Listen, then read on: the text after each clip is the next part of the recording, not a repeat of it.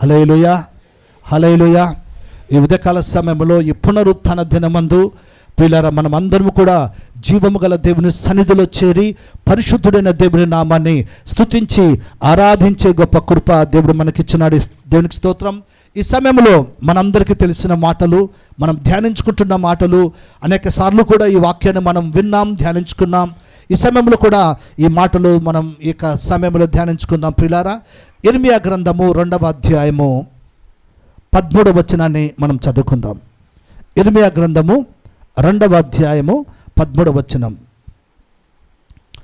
నా జనులు 2 నేరములు చేసి ఉన్నారు, జీవ జలముల ఊటనైన నన్ను విడిచి ఉన్నారు. తమ కొరకు తొట్లను అనగా బద్దలై నీళ్లు నిలవని తొట్లను తొలిపించుకొని ఉన్నారు. చిన్న ప్రార్థన చేసుకుందాం. సర్వశక్తిమంతుడైన మా తండ్రి, పరిశుద్ధుడా నీకు స్తోత్రం. ప్రభా, ఈ దినాన్ని బట్టి నీకు వందనాలు తండ్రి. ఈ ఆరాధనలో ఇంతవరకు మమ్మల్ని నడిపించిన పరిశుద్ధుడా నీకు స్తోత్రం. ప్రభా, ఈ సమయంలో నీ వాక్యాన్ని మేము చదువుకున్నాం తండ్రి. నీ వాక్య భాగం ద్వారా మా అందరితో కూడా మీరు మాట్లాడి మమ్మల్ని బలపరచండి. వాక్యాన్ని వినగల చెవి, గ్రహించగలిగిన మనసు మాకు దయచేయి. వాక్య పరిచయం చేస్తూ నన్ను నీ పక్షం నిలబెట్టుకోండి, నన్ను ఉపయోగించుకోండి. సమస్త ఘనత మహిమలు నీకు మాత్రమే చెల్లిస్తూ యేసుక్రీస్తు నామములో ప్రార్థించి వేడుకొనుచున్నాను తండ్రి. Amen, amen. Hallelujah, hallelujah. ఇక్కడ మనం చదువుకున్నటువంటి ఈ వాక్య భాగంలో మనం గమనించినట్లయితే ప్రవక్త అయిన ఇర్మియా ఆయన ఏమని చెప్తున్నాడంటే, దేవుని యొక్క వాక్య భాగం ద్వారా పరిశుద్ధాత్మ దేవుడు ఏమని మాట్లాడుతుంటున్నాడంటే, నా జనులు 2 నేరములు చేసి ఉన్నారు, జీవ జలముల ఊటనైన నన్ను విడిచి ఉన్నారు. నా జనులు నేరం చేస్తున్నారు. నేరం అంటే చెప్పండి, తప్పు. ఏం చేస్తున్నారంట జనులు? అందరు గట్టిగా మాట్లాడాలి. ఏం చేస్తున్నారంట? తప్పు చేస్తున్నారు. ఆడ ఏం తప్పు అని రాయబడలేదు. తప్పు ఒకటైతే, 2 అయితే, 10 అయితే ఏదో రాస్తారు తప్పులు. 1 కాదు, 2 కాదు, లెక్కకు మించిన తప్పులన్నీ మనం చేస్తూ ఉన్నప్పుడు ఏమని రాస్తారో చెప్పండి బైబిల్లో అక్కడ. అందుకనే ఆయన ఏమన్నాడంటే, నా జనులు నేరాలు చేస్తున్నారు, 2 నేరాలు చేస్తున్నారని చెప్పినారు. దాంట్లో ఒకటిగా ఏమంటున్నాడంటే, నన్ను విడిచి ఉన్నారు అన్నాడు. ఎవరిని విడిచినారంట? గట్టిగా చెప్పాలా, ఎవరిని విడిచినారంట? స్వరం బయటికి రావడంలా. ఎవరిని విడిచినారంట? నన్ను విడిచినారు అని ఆయనే అంటున్నాడు. ఎవరో పక్కన వాళ్ళు చెప్పడంలే. పక్కన వాళ్ళు చెప్తే ఏదో అబద్ధం చెప్తున్నారులే, ఏదో కడుపులో మండి చెప్తున్నారు, లేకపోతే సరిపోకుండా చెప్తున్నారులే అనుకున్నారు, కంప్లైంట్ ఇస్తున్నారు అనుకున్నారు. ఇది డైరెక్ట్గా ఆయనే అంటున్న మాట. ఏమంటున్నాడంటే, నా జనులు నన్ను విడిచి ఉన్నారు. ఎవడు విడిచినారంట? విడిచినారంటే ఆయనను పట్టుకొని ఉన్నారని అర్థమా? అందరూ మాట్లాడాలా? అర్థమా? లేదు కాబట్టే ఆయన ఏమంటున్నాడంటే విడిచి ఉన్నారు అంటున్నాడు.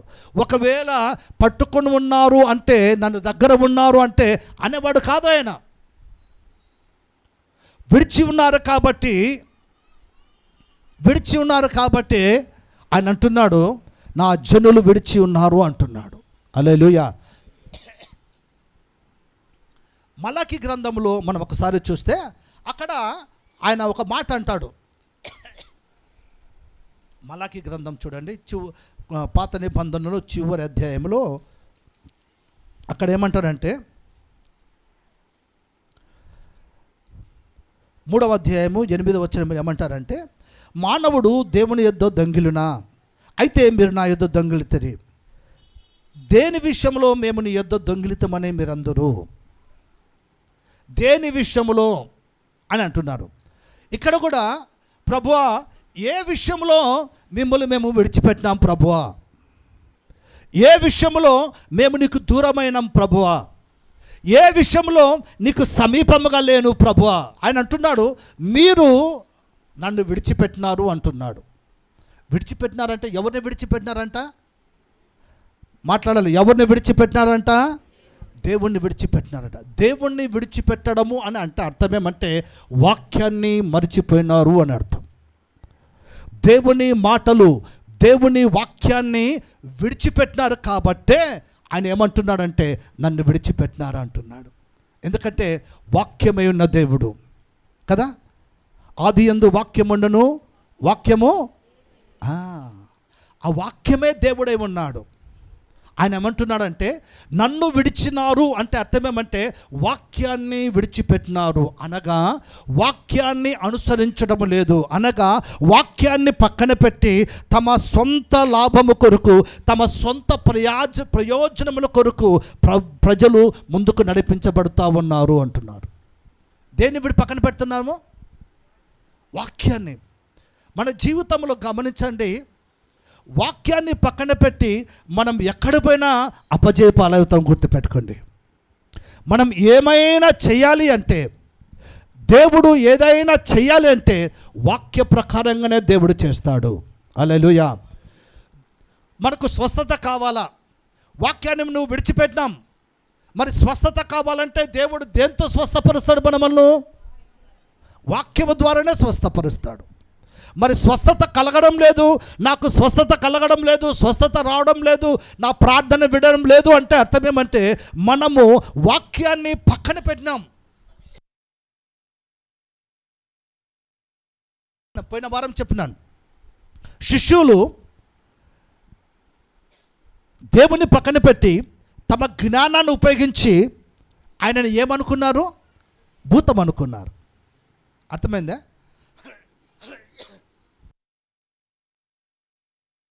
శిష్యులు తమ జ్ఞానాన్ని ఉపయోగించి యేసయ్యను ఏమనుకున్నారంటే వాళ్ళ ఆలోచన ప్రకారంగా అనుకున్నారు. మనము కూడా వాక్యములో మనం ఉంటే ఆ వాక్యమై ఉన్న దేవుణ్ణి మనం ఎలాగైనా అర్థం చేసుకోగలుగుతాం. హల్లెలూయా, హల్లెలూయా. దాన్ని మనం పక్కన పెట్టాం అనుకోండి, వాక్యమైన దేవుణ్ణి. అందుకని అన్నాడు, నా జనులు 2 నేరములు చేస్తున్నారు, మొదటిది నన్ను విడిచిపెట్టినారు అన్నాడు. మొదటిది ఏమంట? ఎవరిని విడిచిపెట్టినారు? దేవుణ్ణి విడిచిపెట్టి తిరుగుతూ ఉన్నాం. ఎవరిని విడిచిపెట్టి తిరుగుతూ ఉన్నాం మనము? గట్టిగా చెప్పండి. దేవుణ్ణి విడిచిపెట్టి తిరుగుతూ ఉన్నాం.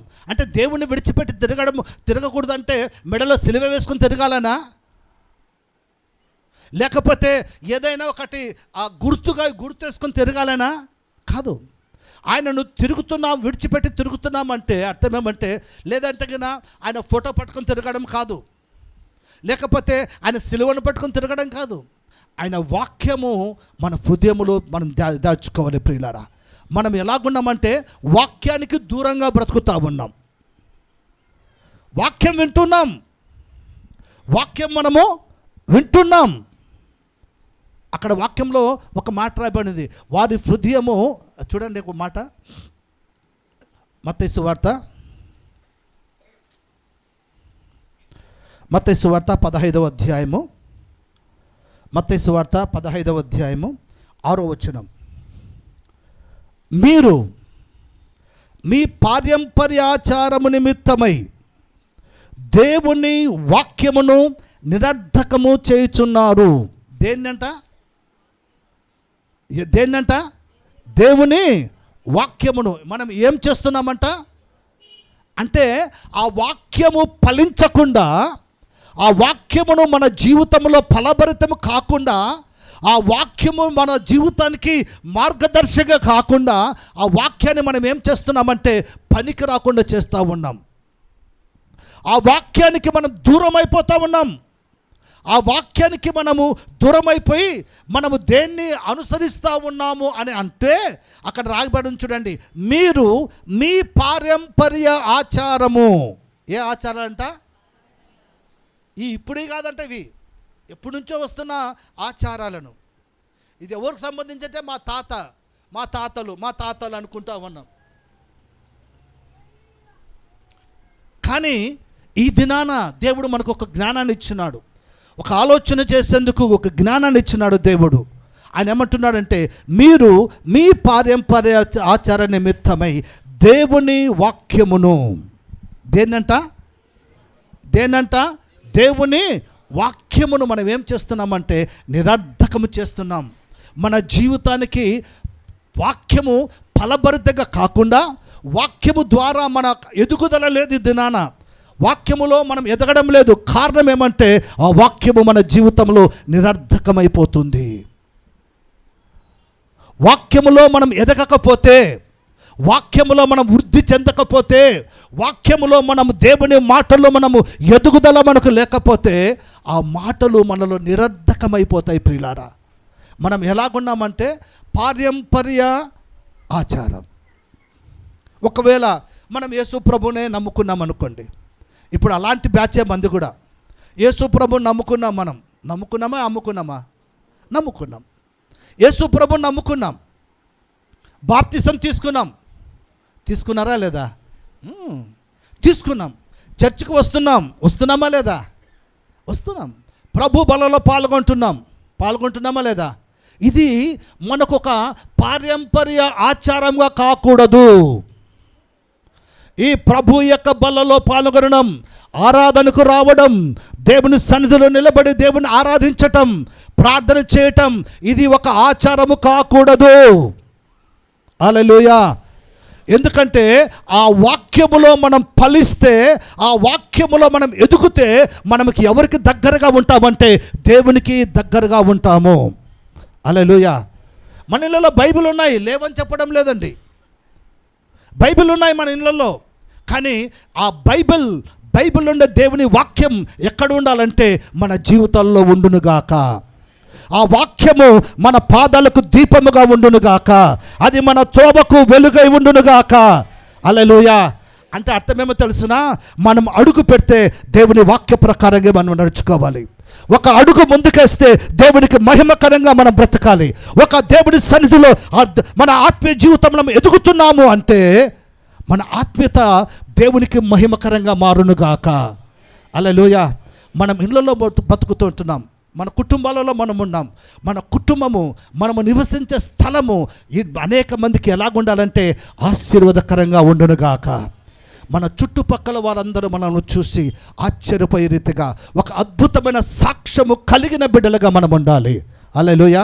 ఆ వాక్యము నిరర్ధకం కాకూడదు. ఆ దేవుని గూర్చిన వాక్యము మన జీవితాలకు ఎలాగుండాలంటే అనుదినము ఫలభరితంగా ఉండాలి. హల్లెలూయా. ఈ దినాన మనం ఎలాగున్నామంటే ఒక్కొక్కరము యేసు ప్రభుని నమ్ముకొని 15, 20, 25 సంవత్సరాలు మనం ఉంటున్నాం. వయసు కాదండి, ఆత్మీయతలో మనం ఎదుగుతున్న వయస్సు. యేసయ్యను నమ్ముకొని మనం బ్రతుకుతున్నాము. మనం చెప్తాం, నేను చర్చిలో సీనియర్. ఓకే, మనకు సీనియర్ కావాల్సింది సిన్సియారిటీ. దేవుని సన్నిధిలో మనకు కావాలా? చర్చిలో సీనియర్ కాదు మనకు కావాల్సింది. సీనియర్ అనుకుంటా ఉంటాం. మేము ఎన్నో సంవత్సరాల నుంచి మేము వస్తున్నామని చెప్పుకుంటా ఉంటాం. మంచిది, కానీ దేవుని దగ్గర ఎంత నమ్మకస్తులుగా మనం ఉన్నాం? దేవుని సన్నిధిలో మనం ఎంత నమ్మకస్తులుగా ఉన్నాం? దేవునికి మనం ఎంత నమ్మకంగా మనం ఉంటున్నాం? హల్లెలూయా. మనం ఉంటున్న ఈ విశ్వాసపు యాత్రలో, మనం వెతుకుతున్న ఈ ఆత్మీయ యాత్రలో దేవుని సన్నిధిలో ఎంతవరకు మనం ఫలభరితమైన జీవితాన్ని మనం జీవిస్తూ ఉన్నాం? ఒకసారి ఆలోచించండి. వాక్యం వింటున్నాం, నిరర్ధకమైపోతుంది. మళ్ళా మనం అంటాం, ప్రభువా ఏం చేసినా తండ్రి, వాక్యాన్ని మేము నిరర్ధకం చేసినాం. అక్కడ మలాఖీలు చెప్తాడు కదా, ఏం చేసి మేము చేస్తున్నాం నీ వాక్యాన్ని నిరర్ధకం. దేవుడు తన వాక్య భాగం ద్వారా మనతో మాట్లాడుతున్నాడు అంటే సంథింగ్ మన జీవితంలో ఏదో జరగబోతుంది. హల్లెలూయా. హల్లెలూయా. వయసుకు తగ్గిన ఎదుగుదలను శారీరకంగా అందరూ కోరుకుంటారా లేదా? వయసుకు తగిన ఎదుగుదల లేకపోతే ఎక్కడో లోపం ఉందని ఎక్కడ తీసుకుపోతారు? వాళ్ళని ఎక్కడ తీసుకుపోతారు? డాక్టర్ దగ్గర తీసుకుపోతారు. తీసుకుపోయిన తర్వాత ఆయన అన్నీ రిపేర్ చేస్తాడు. బ్లడ్ టెస్ట్ చేస్తారు, స్కానింగ్ తీస్తారు, ఎక్స్రేలు తీస్తారు. ఏదో లోపం ఉందని కనుక్కుంటారు. దానికి తగిన ట్రీట్మెంట్ అక్కడ డాక్టర్లు కాదు ఇస్తారు. హల్లెలూయా. ఏం చేస్తారు? ఇస్తాడు. అలాగే మన ఆత్మీయ జీవితంలో కూడా ఇన్ని సంవత్సరాలైంది, ఇన్ని ఆశీర్వాదాలు పొందుకుంటా ఉన్నావు, ఇన్ని దీవెనలు పొందుకుంటా ఉన్నాం, ఇంతగా దేవునిలో బలపడతా ఉన్నాం. ఏం లేని మన జీవితాల్లో దేవుడు ఒక్కొక్క విషయంలో ఎదుగుదల ఇస్తూ ఉన్నాడు, ఒక్కొక్క విషయంలో దేవుడు దీవిస్తూ ఉన్నాడు. కానీ దానికి తగినట్టుగా ఆత్మీయ ఎదుగుదల మనలో లేదు ప్రియులారా. తగినంత ఆత్మీయ ఎదుగుదల, తగినంత ప్రార్థన జీవితం, తగినంత వాక్య జ్ఞానం మనలో లేదు. వాక్య జ్ఞానం అంటేనే ఊరికే కంటెంత వాక్యం చెప్పడం కాదు. యెహోవా నా కాపరి, నాకు లేమి కలగదు, లేక నీ కంటెంతో చెప్పుకోవడం కాదు. వాక్య జ్ఞానం అంటే ఆ వాక్య అనుసారమైన సాక్ష్యకరమైన జీవితాన్ని అనుదిన జీవితంలో మనము కలిగి ఉందుముగాక. హల్లెలూయా. ఓ క్రైస్తవుడా, దేవుని బిడ్డ, విశ్వాసి, ఆయన అన్నాడు, నా జనులు, బయటల గురించి చెప్పడం లేదండి, బయటల గురించి చెప్పడం లేదు, లోపల ఉన్న వారిని గురించి చెప్తా ఉన్నాడు. నా జనులు, ఎవరి జనులంట? ఎంత గొప్పగా చెప్పుకుంటున్నాడు చూడండి మనల్ని గురించి. నా జనులు ఎన్ని నేరాలంట?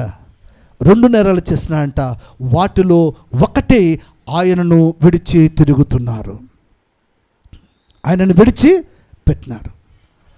స్టార్టింగ్లో బాగానే ఉంటాం, మంచిగా ఉంటాం, బాగా ప్రార్థనలో ఏం లేనప్పుడు దేవా దేవా దేవా దగ్గర మొరపెట్టుకుంటూ ఉంటాం. చదువుకున్న తర్వాత ఒక మంచి ఉద్యోగం వచ్చింది అనుకోండి, దేవుని దగ్గర చేసిన తీర్మానాలు మర్చిపోతూ ఉంటాం. ఉద్యోగం వచ్చిన తర్వాత దేవుని సన్నిధిలో దీవించబడుతూ ఉంటాం, అభివృద్ధి చెందుతూ ఉంటాం. దేవునికి ఇవ్వవలసిన సమయాన్ని, దేవునికి ఇవ్వవలసిన కృతజ్ఞత కానుక, దేవునికి ఇవ్వవలసిన దశమ భాగం మర్చిపోతూ ఉంటాం. అంతకుముందు ఎలాగుంటాం మనము? ఉద్యోగం రాకముందు ఎలాగుంటాం? ప్రభా నాకు ఉద్యోగం ఇస్తే నేను అది చేస్తాను, ప్రభా నాకు ఉద్యోగం ఇస్తే ప్రభా ఇది చేస్తానంటాం. ఏం చేస్తున్నావు? దేవుని కొరకు ఎలాగ బ్రతికినావు? అందుకనే అంటున్నావు, మరిచిపోయినారు, నన్ను విడిచిపెట్టినారు. మన ఇంట్లో మనకు ఆశీర్వాదం లేకపోతే, ఒకవేళ వివాహం కాలేదనుకోండి, ప్రభువా నాకు వివాహం అయితే, ఆయన అమ్మాయి కానీ అబ్బాయి కానీ వివాహం కాకపోతే, ప్రభువా నా బిడ్డలకి వివాహం అయితే వారిని ఇలాగనే ఉంచుతాం ప్రభువా అంటారు. చేస్తాడు దేవుడు. వివాహం అయిన తర్వాత మర్చిపోతారు. గర్భఫలం లేకపోతే, ప్రభువా గర్భఫలం నువ్వు నాకు ఇస్తే ఆ బిడ్డను ప్రభువా నీకు అప్పగిస్తాను, నీ సేవక చేస్తా ఉంటాం, మర్చిపోయేస్తాం. బైబిల్లో మనం గమనిస్తే హన్నా అనే గొప్ప భక్తురాలు ఉంది. ఆమె గర్భఫలం కోసం దేవుని దగ్గర ప్రార్థన చేస్తూ ఉంటే దేవుడు ఆమె ప్రార్థన విన్నాడు, ఆమె మొర విన్నాడు. హల్లెలూయా. దేవుడు ప్రతి ఒక్కరి ప్రార్థన వింటాడు, ప్రతి ఒక్కరి మొర ఆలకిస్తాడు. కానీ దేవుని సన్నిధిలో కృతజ్ఞత కలిగి బ్రతికే వారిని దేవుడు మాత్రం ప్రత్యేకంగా ఆశీర్వదిస్తాడు. హల్లెలూయా. హన్నా ప్రార్థన చేసింది, ప్రభువా నువ్వు నాకు గర్భఫలంగా మగపిల్లని ఇస్తే, కుమారుని ఇస్తే ఆ బిడ్డను నీకే అర్పిస్తాను ప్రభువా అన్నాడు. ఆమె ప్రార్థన విన్నాడు దేవుడు, మొర ఆలకించినాడు దేవుడు. ప్రార్థన విన్న తర్వాత గర్భం తెరవబడింది.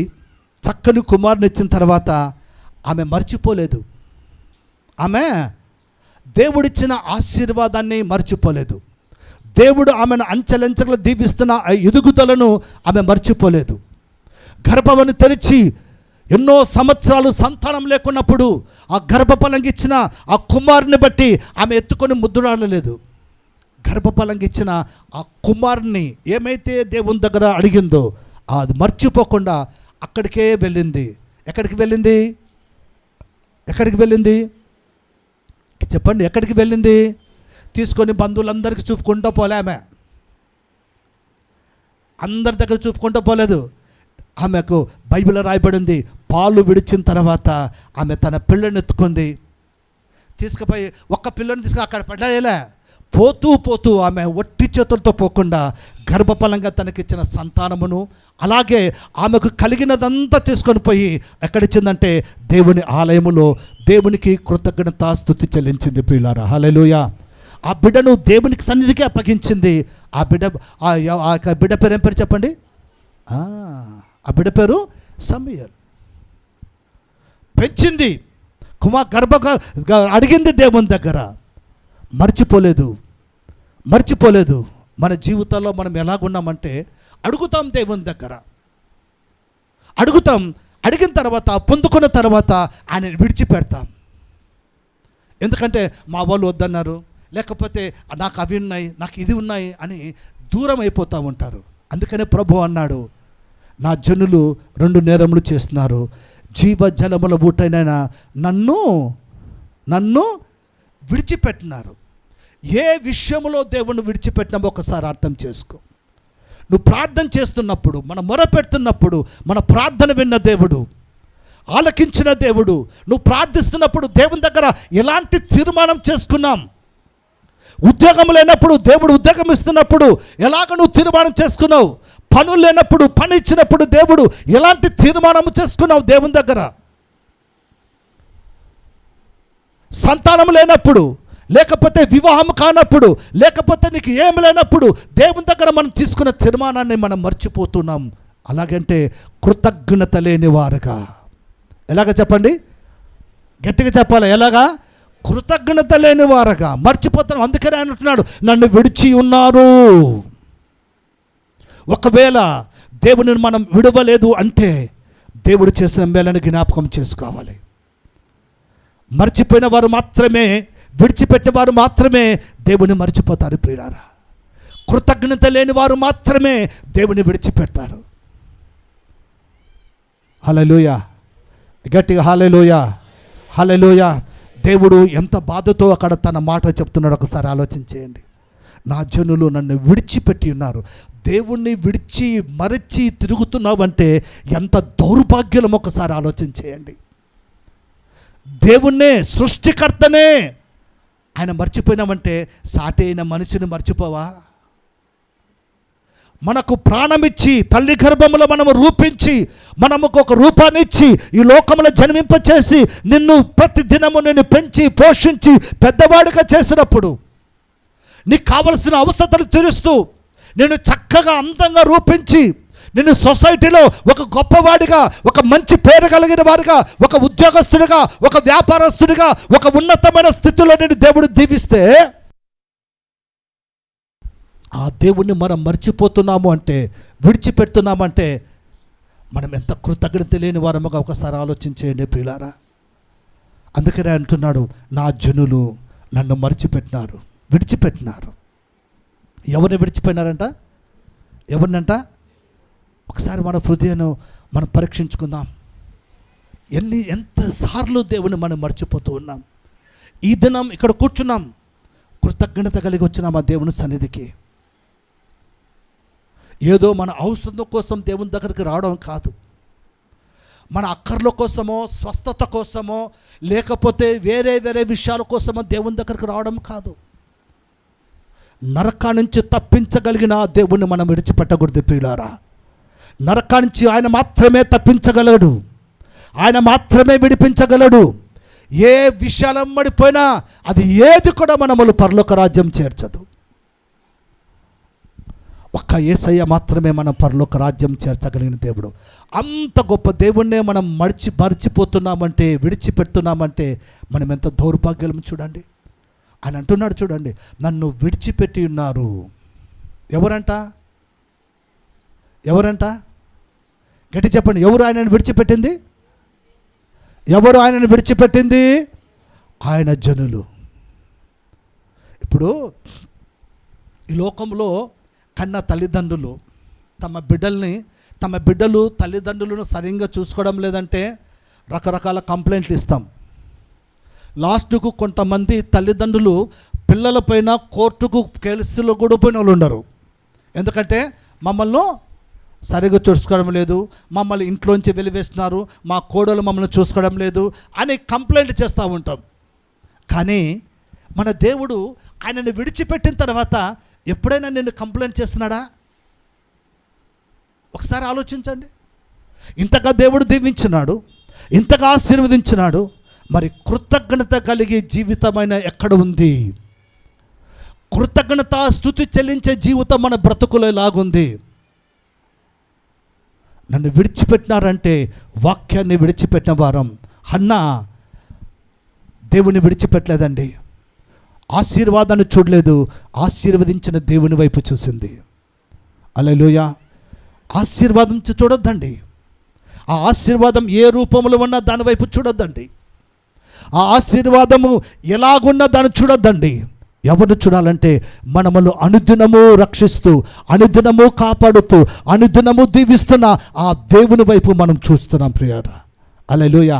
ఆయనను మనం చూస్తే మన జీవిత కాలమంతా ఆయనకు కృతజ్ఞతాస్తుతి చెల్లించేవారముగా ఉంటాం. ఆమేన్. హల్లెలూయా. ఈ దినాన ఎందుకు ఆయన మాట అంటున్నాడంటే, ఒకసారి చూడండి, ఇశ్రాయేలు ప్రజల్ని దేవుడు ఐగుప్తు దేశం నుంచి విడిపించినాడు.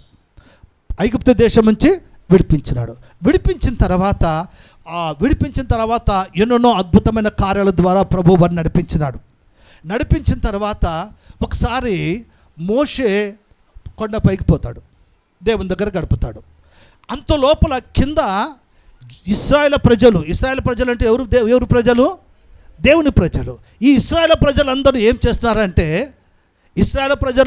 చేస్తున్నారంటే అహరోను దగ్గర పోయి మమ్మల్ని ఐగుప్తు నుంచి తీసుకొచ్చిన మోషే ఏమైనాడో మాకైతే తెలియదు, కాబట్టి ఇశ్రాయేలులారా అందరూ రండి అని అందరూ పిలిచి వాళ్ళ దగ్గరున్న బంగారం అంతా తీసి పోగు చేసి ఒక దూడను చేసినారు.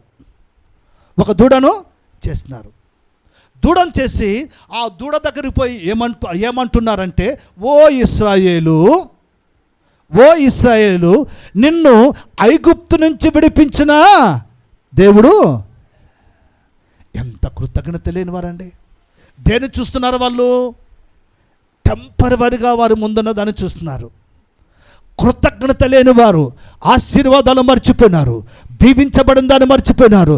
ఏదో మోషే దేవుని సన్నిధిలో ప్రార్థన చేస్తామంటే మమ్మల్ని తీసుకొచ్చిన మోషే ఏమైపోయినాడు? అడ్రస్ లేకుండా పోయినాడు అని వారు ఏం చేస్తున్నారంటే తమకు కావలసిన దాన్ని తీసుకొచ్చి, ఐగుప్తు నుంచి విడిపించింది జీవము గల దేవుడా, ఆ బంగారంతో చేసుకున్న దూడ. వాళ్ళు దేన్ని ప్రేమించినారంటే బంగారాన్ని ప్రేమించినారు. వాళ్ళ మనస్సు అంతా దేనిపైన ఉందంటే బంగారు దూడ పైన ఉందని, కానీ ఆయన వైపు లేదు ప్రియులారా. హల్లెలూయా. ఈ దినాన పరిశుద్ధాత్మ దేవుడు మనతో ఏమన్నా మాట్లాడుతున్నా అంటే, మన దేవుడు ఆశీర్వదించే దేవుడు. ఆశీర్వాదాల వైపు చూడొద్దండి. ఎవరి వైపు చూడకూడదు? ఈ దినాన మనల్ని ఆశీర్వదించే దేవుడు ఏదో ఒక స్థితిలో ఉంచినాడు. ఒక ఇల్లు ఇచ్చినాడు, ఒక పెళ్లి చేసినాడు, ఒక కుటుంబాన్ని ఇచ్చినాడు, ఒక కారు ఇచ్చినాడు, ఒక బైక్ ఇచ్చినాడు, ఒక ఆస్తి ఇచ్చినాడు, వ్యాపారాన్ని ఇచ్చినాడు, కుటుంబాన్ని ఇచ్చినాడు, ఉద్యోగం ఇచ్చినాడు, ప్రమోషన్ ఇచ్చినాడు. దాని వైపు చూడొద్దండి. దానికి అంతటికి కారకుడైన ఆయన వైపు మనము అనుదినము మనం చూస్తాం ప్రియులారా. హల్లెలూయా. ఆయనతో హత్తుకొని మనం జీవిస్తాం. ఆయనని విడిచిపెట్టద్దండి. హల్లెలూయా. ఆయనని విడిచిపెట్టడం అంటే ఏదో దాన్ని పక్కన పెట్టడం కాదు. అనుదినము దేవుని వాక్యాన్ని మనం చదవడం మర్చిపోకూడదు. వాక్యం చదవడం మాత్రమే కాదు, వాక్య ప్రకారంగా జీవించటం మనం మర్చిపోరాదు. హల్లెలూయా. వాక్యములో ఏమైతే ప్రభు చెప్పినాడో దాని ప్రకారంగా మనం నడుచుకున్నప్పుడు మాత్రమే మనము నిత్య జీవానికి వారసులం అవుతాం. ఆమేన్. హల్లెలూయా. ఏదో ఆశీర్వాదం చూసుకొని, ఏదో దీవెనలు చూసుకొని, ఏదో చిన్న విషయాలను చూసుకొని తాత్కాలికమైన టెంపరవరీ ఆశీర్వాదాలతో మనం సంతృప్తి చెందకూడదండి. శాశ్వతమైన రాజ్యములో, ఆ బంగారు వీధులలో, ఆ పరలోకానికి చేర్చగలిగిన ఆ సర్వశక్తి కలిగిన దేవుని మాటలను మనం అనుసరించి నడుస్తే ఆ వాక్య ప్రకారంగా ప్రభు మనములు ముందుకు తీసుకెళ్తాడు. హల్లెలూయా అని అన్నాడు. చూడండి, నా జనులు. ఎవరు జనులు అంట వాళ్ళు? బాగా చెప్పాలి. ఎవరు జనులు అంట వాళ్ళు? మనం ఎవరు జనులమంట? మనము దేవుని ప్రజలం. దేవుని ప్రజలమైన మనం ఏం చేస్తున్నామని వాక్యంలో చెప్తా ఉంది. చెప్పాలా? దేవుని ప్రజలమైన మనము ఏం చేస్తున్నామని వాక్యం చెప్తా ఉంది. ఆయనను విడిచి ఉన్నారు. ఒక పెద్ద కంప్లైంట్ మన మధ్య వచ్చింది. ఎలాగ విడిచి ఉన్నావు దేవుణ్ణి? ఏ విషయాన్ని పట్టుకొని నువ్వు దేవుణ్ణి విడిచిపెట్టినావు? ఏ విషయాన్ని చూసి నువ్వు దేవునికి దూరం అయిపోతున్నావు? దేన్ని సపోర్ట్ చూసుకొని, దేన్ని ఆధారం చేసుకొని నీవు దేవుని వాక్యానికి దూరం అయిపోతున్నావు?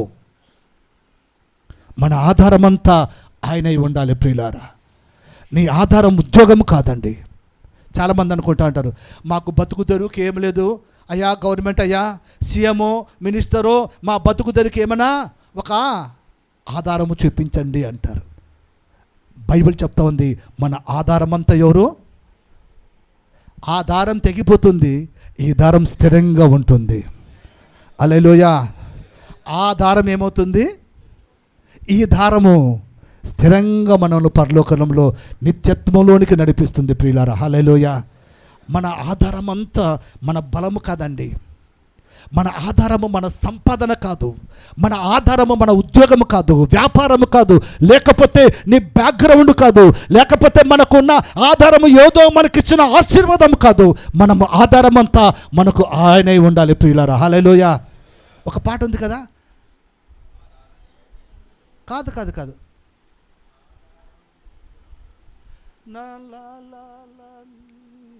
నయా నా బలమంతా, మన బలమంతా ఎవరు ఉండాలి? యేసయ్య ఉండాలి. మన బలము, మన సీక్రెట్ ఆఫ్ ఎనర్జీ టార్నిక్లు కాదు, బూస్ట్ కాదు, మన సీక్రెట్ ఆఫ్ ఎనర్జీ జీవము గల దేవుని యొక్క మాటలే ఉండునుగాక. ఆ వాక్యమే మనకు ఆధారమై ఉండునుగాక. ఆ వాక్యమే మనములు స్థిరపరిచి బలపరిచి అనుదినము ఆయన మార్గములో మనము నడిపించునుగాక. హల్లెలూయా. వాక్యాన్ని మనం చదువుతాం. అందుకే ఆయన అన్నాడు, నన్ను విడిచి ఉన్నారు, దాన్ని కొట్టేస్తాం ప్రభువా, నేను హత్తుకొని ఉన్నాను ప్రభువా, నేను నిన్ను విడిచిపెట్టాను ప్రభువా, నేను హత్తుకొని ఉంటాను. ఆమేన్. ఎప్పుడైతే మనము వేరే దాన్ని, వాక్యాన్ని కాకుండా, యేసయ్యను కాకుండా వేరే విషయాన్ని ఆధారం చేసుకున్నామే అనుకో, ఉద్యోగం కావాలందరికీ, బతుకుదరు కావాలందరికీ, డబ్బు కావాలందరికీ, మనము ఇల్లు కావాలందరికీ, వాహనాలు కావాలందరికీ, అన్ని కావాలందరికీ, కానీ అదే మనకు ఆధారం కాకూడదు. మన ఆధారం ఎవరు ఉండాలా? హల్లెలూయా. అవి కాదు మనకు ఆధారం, అది ఒక ఆశీర్వాదం అంతే. నిన్ను దేవుడు అలాగ ఆశీర్వదించినాడు అంటే నువ్వు ప్రత్యేకమైన కాదు. ఆయన ఆశీర్వాదిస్తే దేని ప్రకారంగా ఆశీర్వదిస్తాడంటే, వాక్యానికి వ్యతిరేకంగా దేవుడు ఎప్పటికీ ఎవరిని ఆశీర్వదించడు. ఒకవేళ నువ్వు ఆశీర్వదించబడుతున్నావని తృప్తి చెందడం అనుకో, అది అక్రమమైన మార్గములో, అది దేవుని ఆశీర్వాదము కాదు, అది అక్రమ సంపాదన. ఆశీర్వాదం అంటే ఖచ్చితంగా దేవుడు ఆశీర్వదిస్తున్నాడంటే వాక్యానుసారమైన ఆశీర్వాదమే. హల్లెలూయా. దేవుడు మనమును స్వస్థపరిచినాడంటే వాక్యానికి వ్యతిరేకంగా దేవుడు స్వస్థపరచడు, వాక్య ప్రకారంగానే దేవుడు స్వస్థపరిచేది. హల్లెలూయా. అని అన్నాడు, నిన్ను స్వస్థపరిచి యెహోవాను స్వస్థపరుస్తాడా లేదా? ఖచ్చితంగా స్వస్థపరుస్తాడంతే. స్వస్థపరుస్తాడో లేదో కాదు, ఖచ్చితంగా దేవుడు స్వస్థపరిచే దేవుడు, ఖచ్చితంగా దేవుడు దీవించే దేవుడు, ఆశీర్వదించే దేవుడు, అభివృద్ధిపరిచే దేవుడు. కానీ నా జనులు 2 నేరాలు చేస్తున్నారు. ఒకటి, జీవజలమైన ఊటను విడిచి ఉన్నారు అనే కంప్లైంట్ మన ముందర రాకుండా ఉండునుగాక. హల్లెలూయా.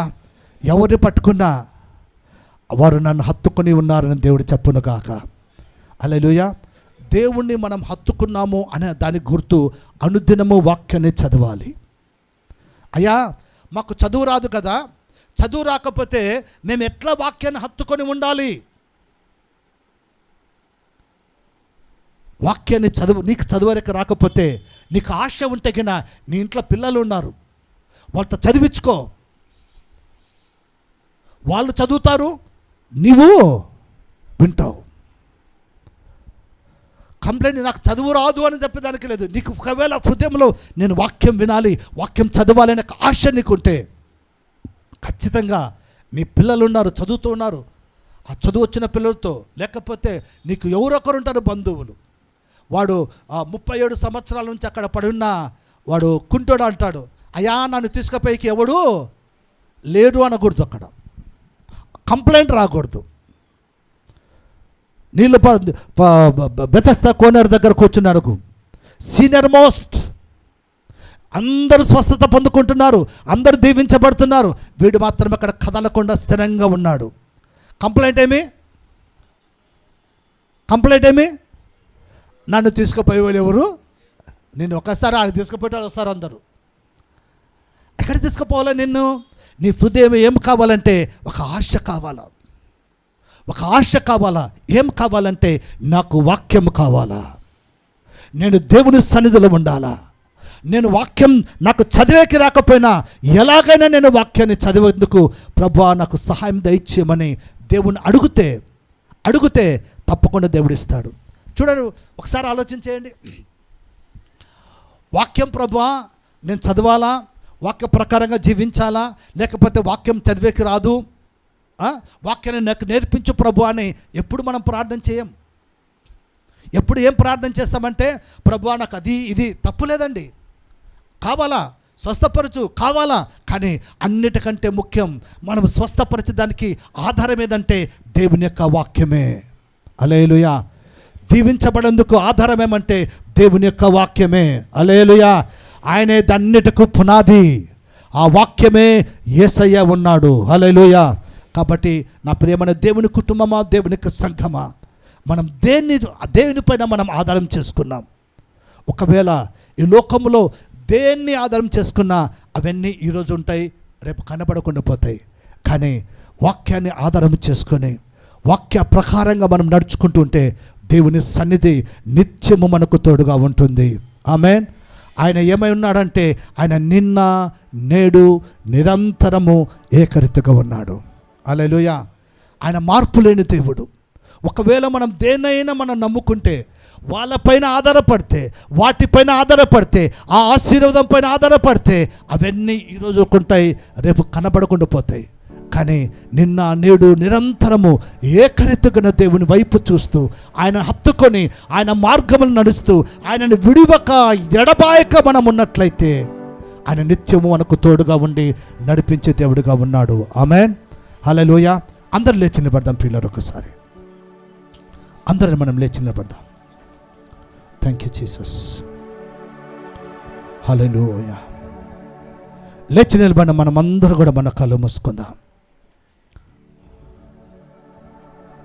ఈ పునరుత్థాన దినమందు ఈ జూన్ 1వ తారీఖున ప్రభు మన పైన ఒక కంప్లైంట్ చేస్తున్నాడు ప్రియులారా. మన పైన ఒక నేరాన్ని మోపుతున్నాడు. ఆ నేరం ఏమంటే నన్ను విడిచి ఉన్నారు, నన్ను విడిచి ఉన్నారు. నువ్వు అడగొచ్చు, ప్రభువా ఎలాగ మేము నిన్ను విడిచి ఉన్నాము తండ్రి? మేము ఆదివారం చర్చికి వస్తున్నాము, మా ఇంట్లో బైబిళ్ళు ఉన్నాయి, మేము దీక్షా స్నానం తీసుకున్నాము, మేము బలలో పాల్గొంటున్నాము, ఎలాగ ప్రభువా నిన్ను విడిచి తిరుగుతున్నాం తండ్రి అంటే, వాక్యం అనేది మన జీవితంలోకి దూరం అయిపోయింది అంటున్నాడు ఆయన. మీ పారంపర్య ఆచారం నిమిత్తము దేవుని వాక్యమును నిరర్థకము చేసి ఉన్నారు. ప్రభు బలలో పాల్గొనడం పారంపర్య ఆచారము కాదండి. ఆదివారమున ఆరాధనకు రావడం పారంపర్య ఆచారము కాదు. బైబిల్ పట్టుకొని దేవుని సన్నిధిలో కనబడడం పారంపర్య ఆచారము కాదు. బాప్తిజం తీసుకోవడం ఆచారము కాదు. కానీ ప్రభు అంటున్నాడు, నా వాక్యమును నిరర్థకము చేయుచున్నారు.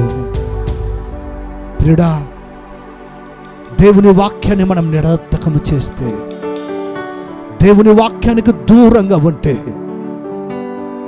ఆయనకు దూరంగా ఉండి మనం ఏమి కూడా చేయలేం ప్రియులారా. దేవుని అడుగుదాం, ప్రభువా నువ్వు నాకు కావాలి యేసయ్యా,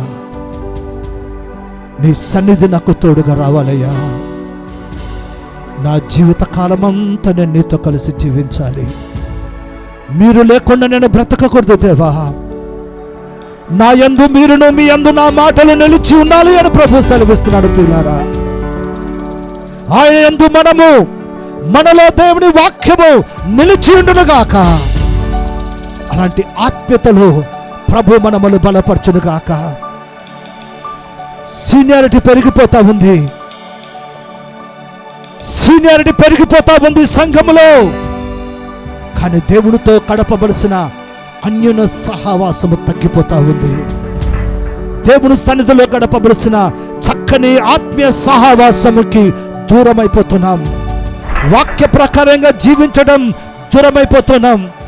దేవునికి కృతజ్ఞత స్తుతి చెల్లించే విషయంలో దూరమైపోతున్నాం.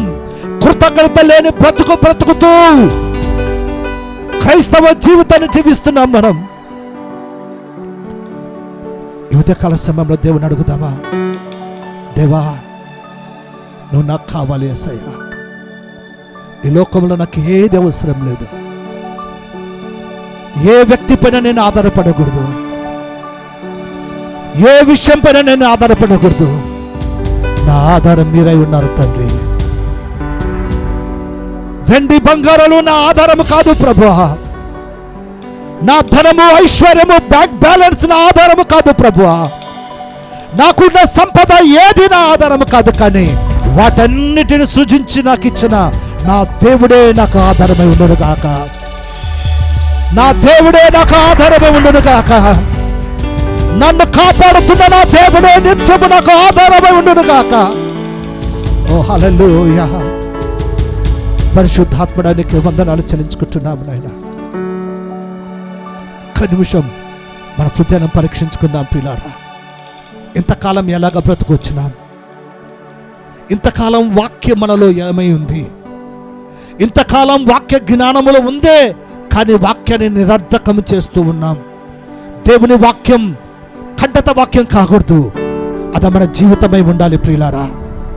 దేవుని వాక్యం ఏదో పెదవులతో పలుకున్న చిలక పలుకులు కాకూడదు. దేవుని వాక్యం మనకు జీవితమై ఉండును గాక. ఆ వాక్యమే మనకు అనుదిన జీవితానికి ఆశ్రయమై ఉండును గాక. ఆ వాక్య ప్రకారంగా మన అనుదిన జీవితాన్ని మనం ప్రారంభించుదుము గాక. ఆ వాక్యముతోనే అనుదిన జీవితాన్ని మనం ముగించుదుము గాక. అటు కృపలో దేవా మమ్మల్ని ఆశీర్వదించమని దేవుని అడుగుదామా. Thank you Jesus. సర్వశక్తిమంతుడైన మా తండ్రి, పునరుత్థానుడా, జీవాధిపతివైన నా దేవా, నీ కృపను బట్టి నీకు స్తోత్రం చెల్లించుకుంటున్నా. ఈ ఉదయకాల సమయాన్ని బట్టి నీకు స్తోత్రం నాయనా. నీ వాక్య భాగం ద్వారా తండ్రి, నీ జనులైన మాతో ఈ ఆరాధనలో నీ వాక్య భాగం ద్వారా మీరు మాతో మాట్లాడినందుకు నీకు స్తోత్రం. నీ వాక్య భాగాన్ని బట్టి నీకు స్తోత్రం. థ్యాంక్ యూ పరిశుద్ధాత్మదేవా. నీకు వందనాలు చెల్లించుకుంటూ యేసుక్రీస్తు నామములో ప్రార్థించి వేడుకొనుచున్నాము తండ్రి. ఆమేన్, ఆమేన్, హల్లెలూయా.